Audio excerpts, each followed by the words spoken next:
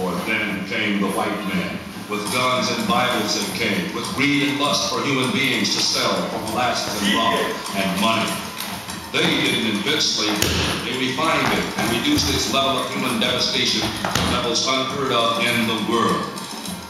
To this land they brought kidnapped Africans, Bibles they didn't believe in themselves, and syphilis. The Bibles and disease did better than the Africans. African princes and queens, our nobility, jumped overboard slave ships to avoid what they saw as the ultimate indignity. Some starved themselves, and the slavers actually developed tools designed to force folks to be fed. Here in slave trading America, the drumbeat was much different.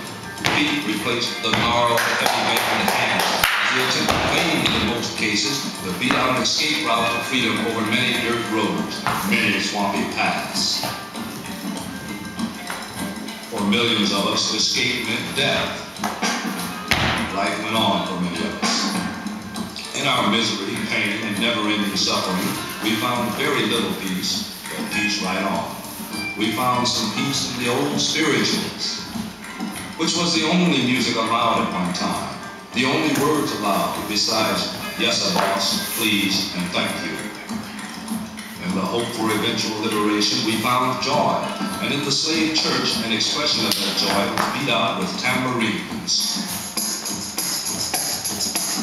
Then, in his morning in the field, the perpetual blues, his brief glimpse at earthly joy, the black man's soul discovered the symbol.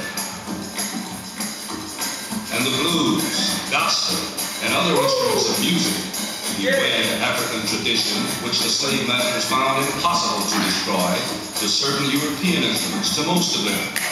But the African soul remained with those instruments with a beat, percussion instruments. The strings of the bass violin can be plucked or beaten. The piano, a percussion instrument too, with small hammers beating strings hidden from view, as the fingers beat the keys corresponding to his hammer. We gave the world the beat and lyrical melodies of oppression in all its forms. Stephen Foster, with his poison pen, hymned the sorrows and joys of cotton-picking Africans. But like a never-ending fountain of soul, we kept the beat and kept it moving and improving and grooving until today, even though raw soul has been altered to sound like rock and roll, acid rock, the Liverpool sound while living fools clown. Don't go for that, my people. Because deep in your sun-kissed souls, you know hard rock came from hard knocks. And you are sun-kissed, you know.